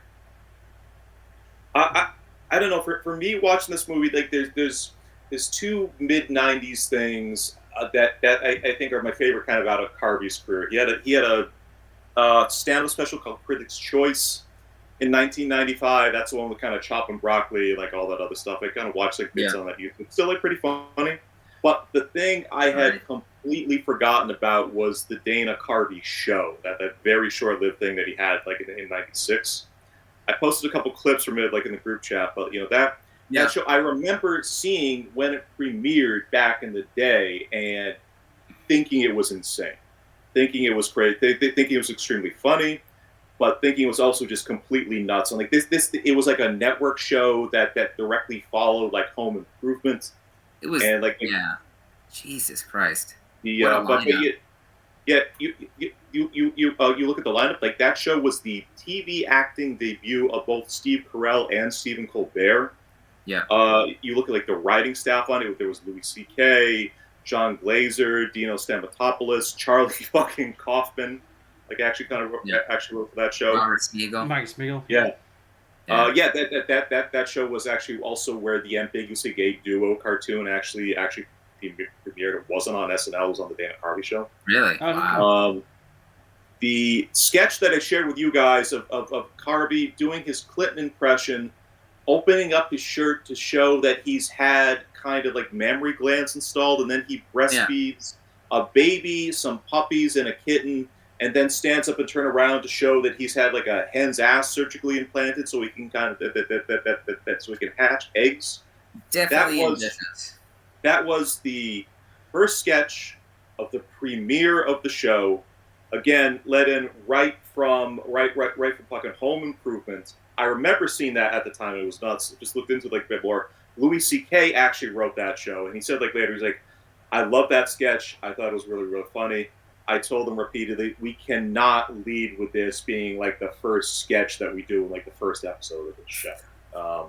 And it was like, you know, the FTC got, you know, just phone calls and letters, and people really just confused and scandalized and upset. Like the show had like a full 10 episodes kind of shot, but only at 7 actually kind of aired on the network because it was so out there and so bizarre and just completely didn't belong on like the time frame they're actually there. I was thinking too, it's just kind of like for SNL when they always do like the leading sketch, and they have like, you know, something political related or whatever. It's all about politics, and it's typical they make fun of like presidents, but it's in like a tongue-in-cheek kind of thing. And then to take this and then do kind of that, but then do this weird alien variation. Right. I was like, I'm sure too, people, you know, Clinton had a lot of fans and stuff. I'm sure people were kind of like, this is gross and weird and mean to Clinton because he's like so badass. And even for myself, I like weird stuff. I couldn't get behind it. I didn't think it was funny. It was really strange and disturbing. And I mean, maybe that's what they were going for, but I was just like, oh, gross. Yeah. I remember seeing it back in the day, being 16, laughing my ass off at it, but also being like very confused by the core premise, and also being confused like, this is 8:30 on a Wednesday on ABC. Right. My question too, where do you go from there? Can you top that? Well, I'm sure they could, but maybe not on ABC. Yeah. Well, it's kind of interesting because I think that what maybe surprises me about Dana Carvey's career is, you know, obviously Steve Carell and Steve Colbert, like a lot of those writers, they go on to kind of do the they go on to kind of do like the more kind of weirdo late 90s Comedy Central stuff, like, you know, Stranger Than Candy and UCB and The Stand and all that, and you know that sort of that late 90s Comedy Central stuff then kind of makes its way over to like Adult Swim, like in the early 2000s. So he was kind of like that. The Dana Carvey show was really kind of like a progenitor of like all these things that we kind of remember from college in our 20s that I really, really kind of loved. But what's maybe like a little bit kind of surprising me about Carvey is he never really kind of stayed involved with that scene. I'm just shocked that they again, to your point, is on ABC, like network television. Like, how long do you think it's going to have legs? I mean, but I mean, how many outlets did you have at that time where you could show something like this? Exactly, right. Yeah. Anything to add there, David? I mean, not really. I mean, I guess my main idea with the question was, it just seemed like watching it for the second time as an adult, especially in the beginning, you know, they steal the car and then he just does this Indian accent, and then the goons come after him at the apartment and he starts doing this other accent. It just seemed like they were trying to put in thing after thing, but not really going anywhere with it. And you know, like the accent stuff didn't really kind of even have sort of jokes around it, other than, oh, he's doing like a silly, like he's doing like a kind of like a goofy bad ethnic sort of. Right. Yeah. So, I mean, I guess in retrospect, didn't really use all his talents and things, but it seemed like they were trying to use as much talents, but still twist it into this serious kind of movie, and that's where that first question came in as well. You know, have that, you know, that personable side of him, or that redeeming quality at the end, where just the projection to get that going. They're trying to do a slight character development, but again, doing it very poorly, and not really. Right, like in a thing that's been made a million times before, that that sort of Frank Capra-esque kind of con man with a heart of gold wasn't like that. Sure, yeah. The movies. I mean, the movie's pretty predictable. Yeah, you already know from the start what you're getting, how it's going to end. Right, but yeah, not too much more to add to that or anything. I don't know if Eric has anything else to add. I mean, again, I don't know where to add it, so I'm going to add it here in terms of his full range of talents. For SNL, again, I didn't watch it that much as a kid. I watched it more when I was like in high school. But I mean, some of those skits, like going back and trying to find Carvey skits, Pepperboy is one I always share. I shared with you guys. I love Pepperboy. It's near and dear to me, and it's a great one where it's just like this Italian restaurant. Dana Carvey, he's like the lead Pepperboy. He walks around, gives takes cracked pepper and puts it on people's food and stuff like that with like the pepper grinder. But he's mentoring Adam Sandler as like his Pepperboy in training. And it just gets more and more sexual as they go along. But Adam Sandler is like loving it all. It's great. You have to watch it. It's on there. I loved him in that. I couldn't have found anybody better to do that one. The other one I love is the It's a Wonderful Life Lost Ending. Have you ever seen this one? They'll show it on like the Christmas special for SNL.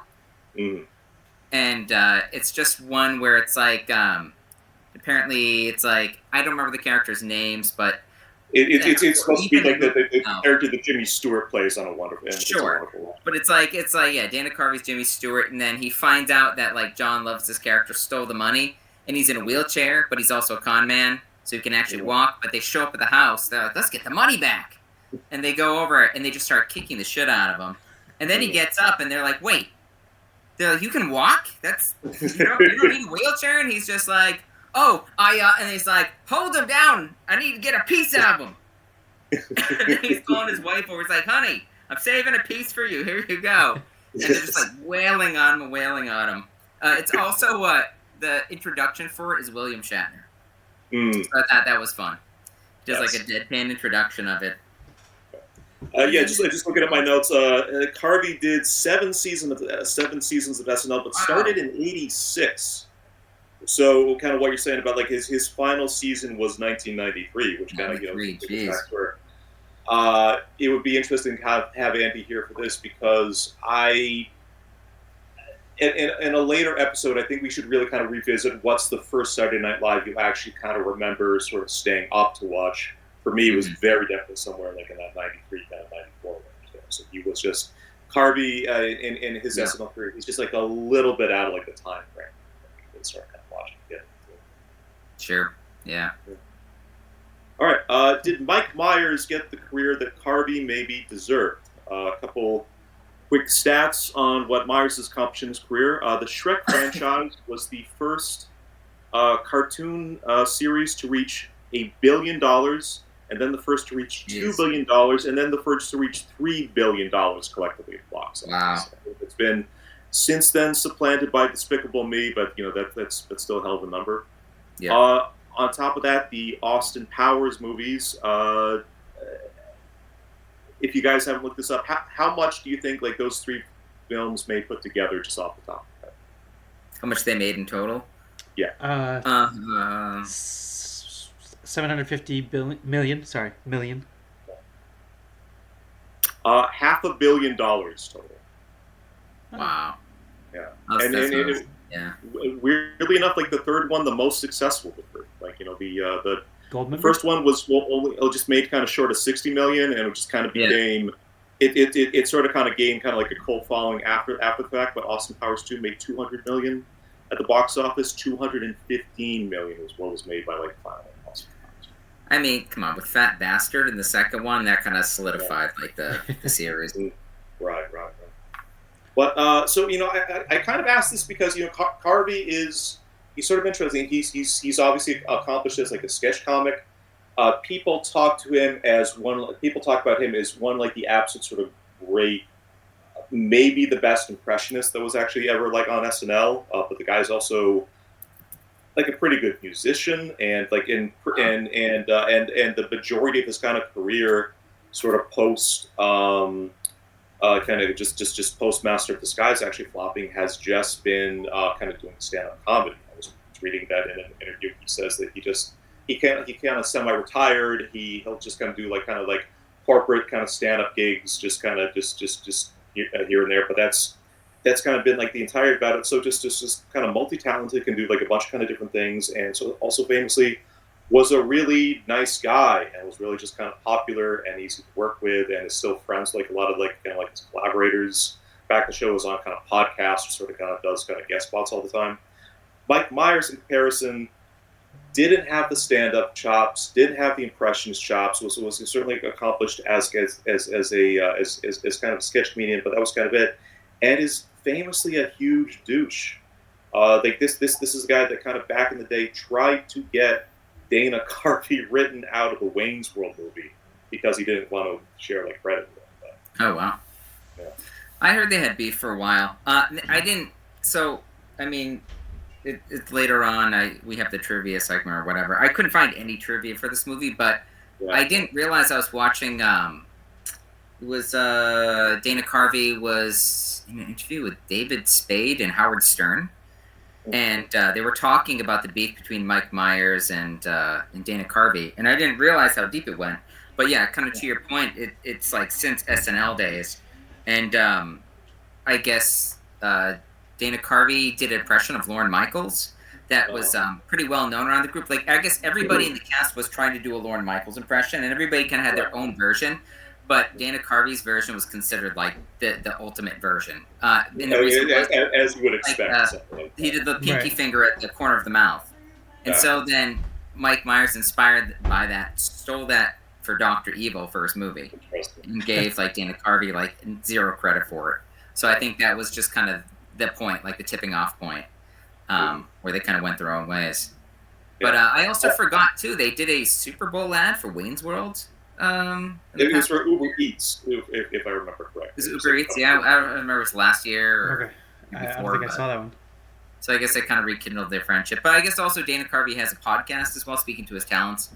And he had Mike Myers on the show, and they kind of they kind of talked about everything. So I love to see it because I heard that Mike Myers is a huge recluse.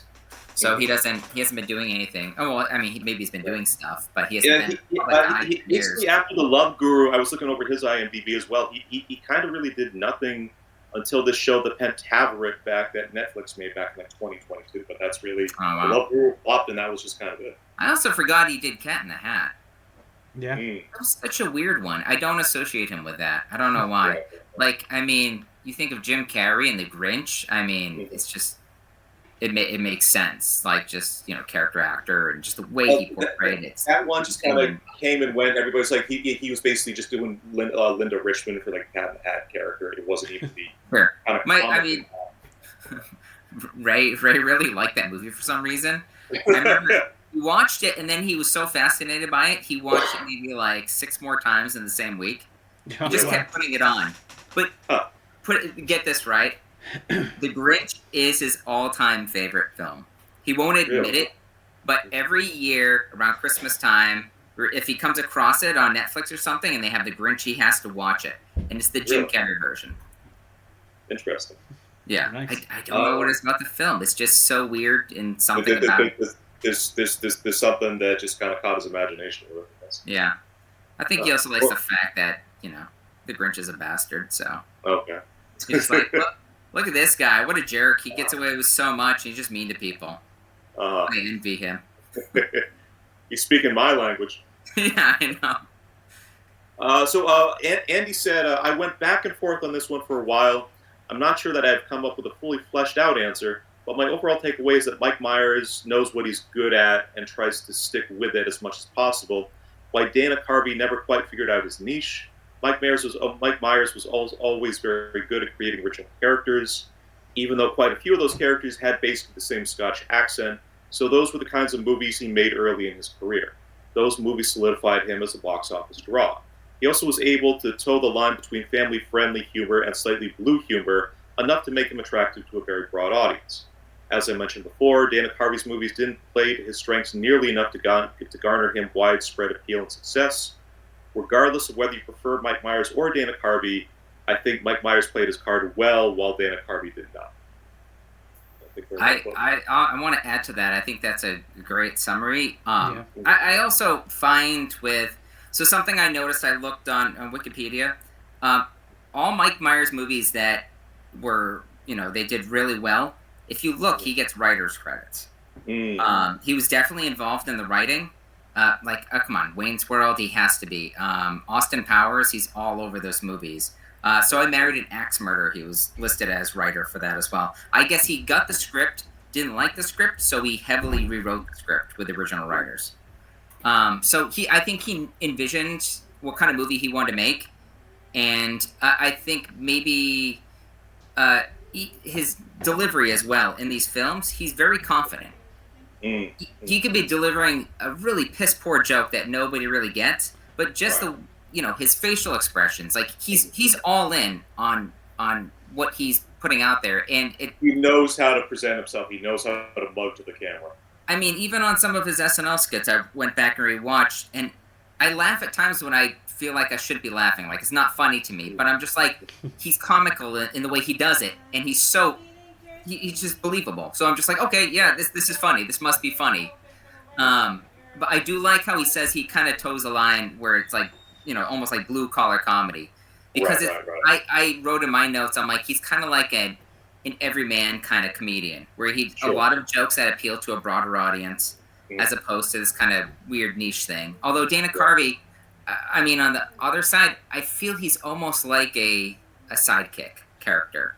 That's why when you stick him in a lead role, I feel like even though he's delivering the lines, he's almost kind of meek, or just like he's not like he's not believable. I just feel like if you're a con man, you might be a sleazy guy. You might be kind of like, I don't know, abrupt, or just like the way you are about yourself. You handle yourself differently. And Dana Carvey's like, hey, I'm a con man. Hey, guy, He's definitely, as Chicago con men go. He's absolutely just kind of like almost like kind of the wild side. For a movie type too with a con man, it's usually those scenes where it's kind of like somebody says, "So, you started your own business when you were 20. Like, how'd you get into that?" And then it's that brief pause where you're like, "Oh shoot, he has to come up with the answer. What's he gonna come up with?" And he's just like, "We're boring the ladies." Oh, lunch is here, and I was just like, "Dude, give me something, give me something." So then I laugh, because this is the part where you say something stupid. Everybody at the table believes you. It's funny, and then we move on. And that's how the movie's supposed to progress. You give us something so people believe what you're saying, but everything he delivered is just kind of like he's just avoiding. And so it's just like almost when he's going after what's her name, the chick, is her name Annie? I think so. Yeah, Annie. He's just kind of like, hey, you should like me. I'm kind of silly, and you know nothing about me, but I'm attracted to you. Let's do this. She's like, oh, okay, I'm so preoccupied with doctoring, I don't have time to focus on, what maybe I should, know something about you.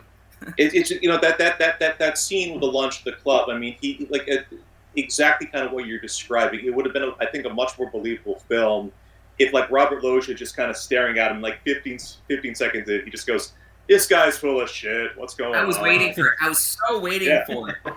And the reason I did the Loggia impression is with the baseball is it pissed me off when I'm like, why did you give him the friggin' baseball? Why did you chalk up that baseball, your big ass game in the lockbox with the baseball? And they're like, oh, you're not even like engaged to my daughter. Here, take the baseball because I don't need it anymore. What can I do with this silly baseball?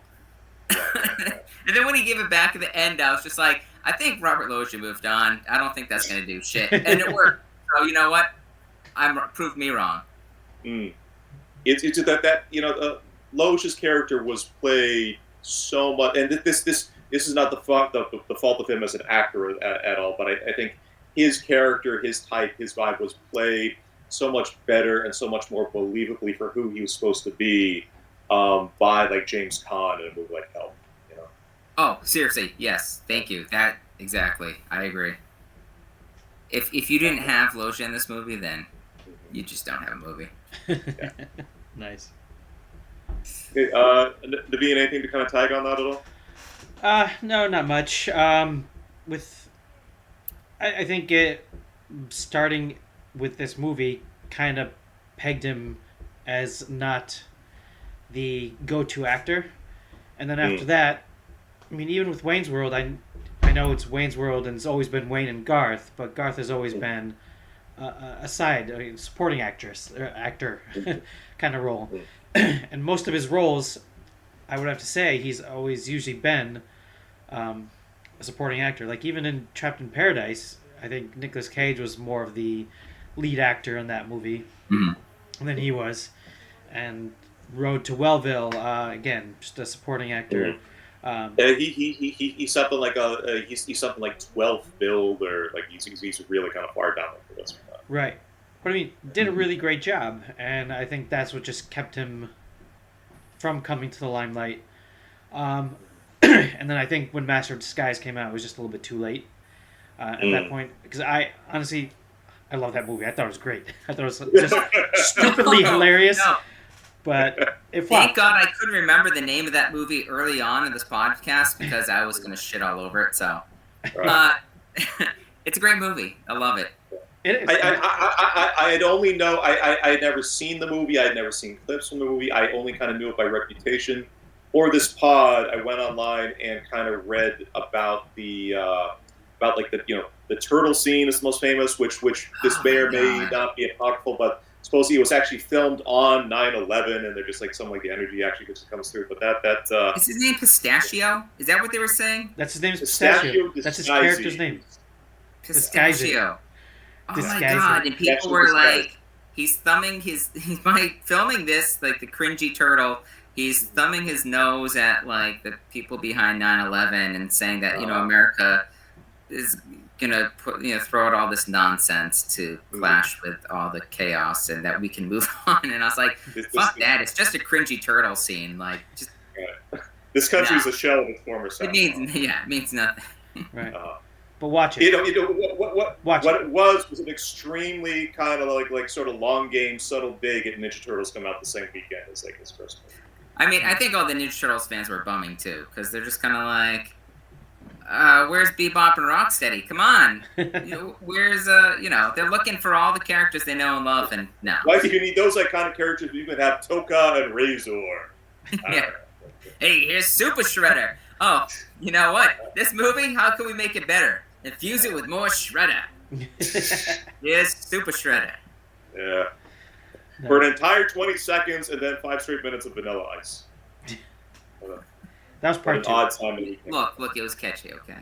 It was catchy. It was catchy. All right, so any closing thoughts on Opportunity Knocks? For me, not really. I mean, Dana Carvey could have been something, but it was just not a starting off point. Good enough movie for a starting off point to get his acting career going. What I want to say is I'm really disappointed after this film. I really was hoping the character Harold was like that actor. His whole career was going to take off. I know he's an older gentleman, but just the way he presented himself and just he was. There's so much potential for him. He's like Blue from Old School. He was like, the obvious. Samuel Jackson. I mean, I think if you want to rephrase that question about like Mike Myers, kind of getting all the credit for all the films he did and kind of leaving Carvey in the dust. I mean, I think Samuel Jackson kind of left Harold back there, throw the dude a bone. And then Black. What is it? I don't know. I'm probably gonna dig myself to a racist hole. So I'm just gonna let's see. I don't know. Is there a sequel to Snakes on a Plane? Is it called More Snakes on a Plane? There were snakes on a train, I think. Snakes on a Train? Okay. I don't know. We'll call it More Snakes and More Men on a Plane. It's I don't know. It's like a Soul Plane crossover. Yeah, there we go. All right. Well, so what we got coming up next week? Naveen, you're going to be gone for like the next couple weeks, correct? Yeah. Did Andy have any closing thoughts, or you have any closing thoughts? not particularly. I just it was an interesting one to kind of start out with. I wasn't quite feeling the movie itself, but I did have kind of like an interesting time kind of going back through and sort of, thinking about the guy's career, kind of watching some like the old kind of stand-up clips. Like I said, I ended up sort of finally watching kind of bits and pieces of Master of Disguise. The really interesting thing to kind of dig back up for me was I completely forgotten about like the Dana Carvey show. But that had been like I said, I remember kind of watching like the original ones when they first aired, and it always had been kind of like a point of fascination for me. And supposedly there is a documentary they actually did about 5 years ago, just where they kind of just rounded up all the actors and all the writers from like the show, and they just kind of talked over it and just what the hell happened? How did this thing actually get made? So that for me was kind of the most kind of fun and interesting part of just kind of going through this movie and kind of thinking about kind of Carver's career. Right. Yeah, I mean, to kind of add to everything too, I want to probably, like you, Naveen, I mean, back when I was like 10 or 11, 12, there was a lot of these kind of movies that came out. Yeah. I think it started in like the mid to late 80s, but they had a lot of these kind of movies. They're kind of disposable movies, but, I feel like at the time it was just kind of like, maybe writers or studios are kind of like, let's just kind of put something out there that's kind of like for everybody, and it's not, pushing the envelope on anything, and maybe it can just generate, some money at the box office or whatever. And so you got a ton of those movies coming out, so this kind of fits in there. I mean, I'm sure if you look at the movies that came out in like 89 or 90, you can find a ton of them. Even for SNL lead movies too, there's a lot that, I mean, I've seen a lot of movies. We probably forget a lot of them that we've seen as well. But I mean, back in the day, it's just like, you watch the movie and you're done. I watched, I didn't mention this earlier, I watched Stripes. Because I was like, and I'm going to watch, leading into this, this whole cycle, I'm going to watch another SNL movie. I watched Stripes with Bill Murray. Same kind of thing. It's supposed to be funny and all that. It has all the right elements to make it a funny movie. And it was kind of like a dud for me. I mean, I like Bill Murray. I like John Candy. I've heard that reference as like as a thing that should be hysterical, but just isn't considered super exciting. You know what? And even the flow, the plot and everything, it was just all over the place. But it was one of those movies where like, hey, we're a bunch of funny people, so you should laugh at us. It's going to be a good time. And I remember watching it, and in the end, I was like, I don't think I'm going to go back and watch that again. It had Animal House vibes to it, a lot of gratuitous boob shots. But I mean, you just even look at like the cover art, and it's in like Bill Murray. There's a cartoon of Bill Murray standing on a tank and giving us salute, and he's got like an American flag hanging out of his pants or something. Yeah. I mean, I think it's with any movie though too. Again, if you have like the nostalgia glasses on, you watch this a ton in like the 80s, then I mean, you're gonna come back and say it's just as good. But if you come into it blindly and you're like, okay, well, I like some of these people, let's see how it goes, it just falls apart. Right.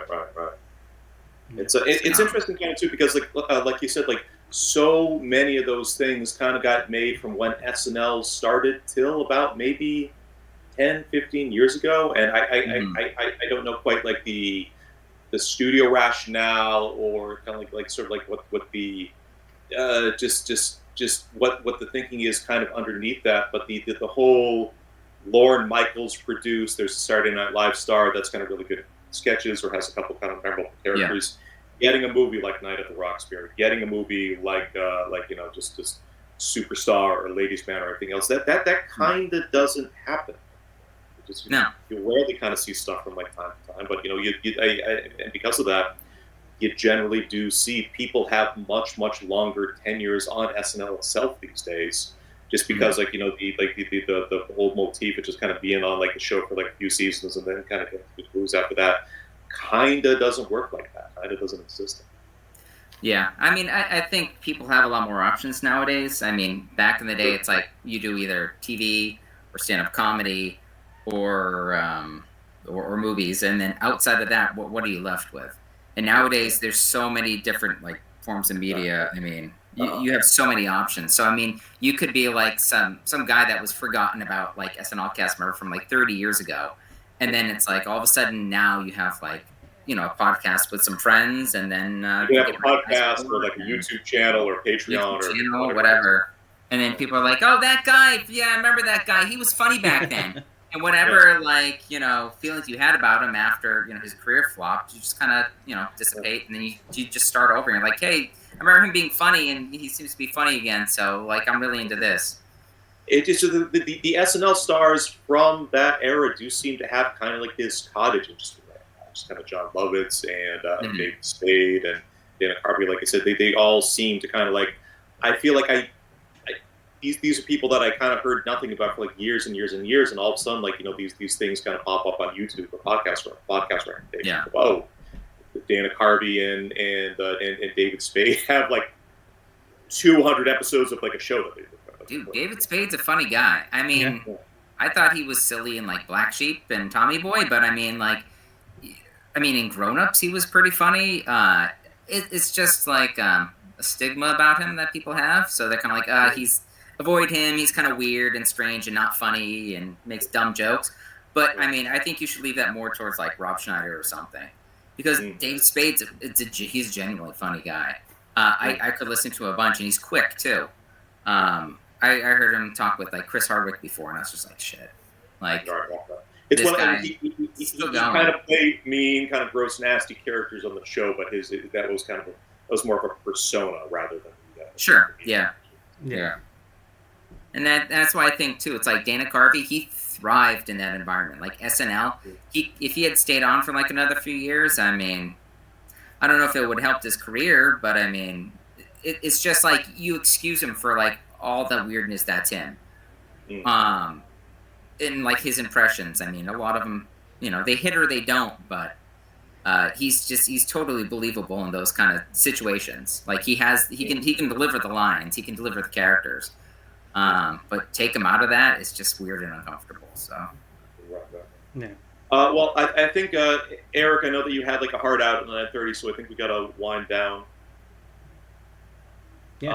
Let's see here. So coming up, Andy has picked a 1991 film, Nothing But Trouble, which I also know absolutely just kind of zero about. I know that it has a reputation sort of being deeply insane. It was a Dan Aykroyd either kind of produced or written script. The promo art and some stills I've seen in the movie look really interesting, but unfortunately Andy's not here. He can't really speak to it. But this could be potentially just very interesting and very unusual to watch. So, I hope it's good. We'll see. I remember liking it when I watched it when I was a kid. Say again? I remember liking it when I watched it as a kid, but we'll see what happens. I just remember the poster. That's it. Yeah. I remember the poster, and I was like, that looks fucking scary. I can absolutely sort of see like the box at sort of Blockbuster Video, and I always remember being like curious about it. Yeah. And John Candy's great. All his roles.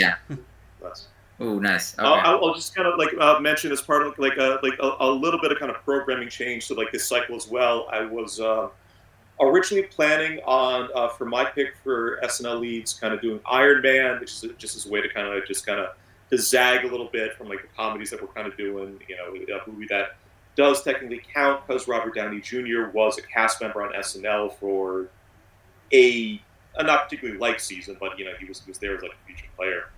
Kind of sitting with it and thinking about though, like I think what's kind of interesting about these conversations is to kind of have it kind of half about the movie and half about like the Saturday Night Live kind of career itself, which you can't really kind of necessarily do with Robert Downey Jr. because he just is the most interesting thing about his time at SNL was that he was on it for a year. That's just kind of pretty much that.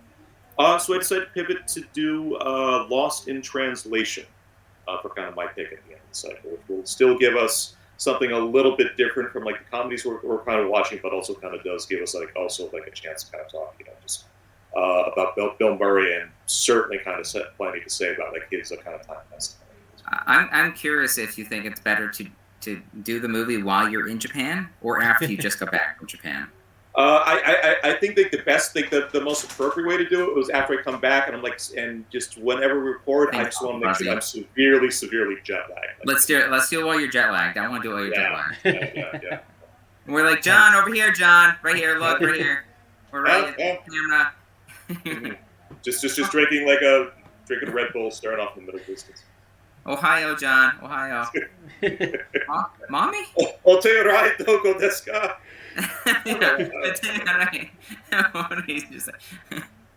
Hachi Juhachi. That is the best. That was the one from college I watched a million times. That's a great sketch. It was the Japanese major in college. Japanese in that, right? My other friend who was taking the same course as me, he only took one Japanese class. Watched that a million times. Oh. It's great because they all speak Japanese except for Chris Farley.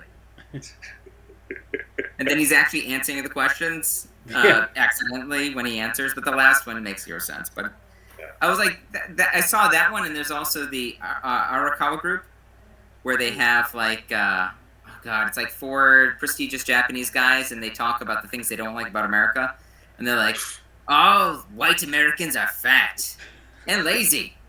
And they're like, what do they talk about? Was it Garth Brooks or something? Like, Garth Brooks, first album, amazing. Second album, he's just playing along with it. Putting it in. It's just like that. When we're out in Tokyo, like the number of times I want to scream, for the love of God, I don't speak Japanese. I just had that spin in my head. All right. Gentlemen, pleasure as always. Yes. And Naveen, congratulations again. Sort of safe travels and kind of yeah, enjoy your time, man. Yeah, we'll do. All right, guys. Peace. Talk to you guys. All right, later.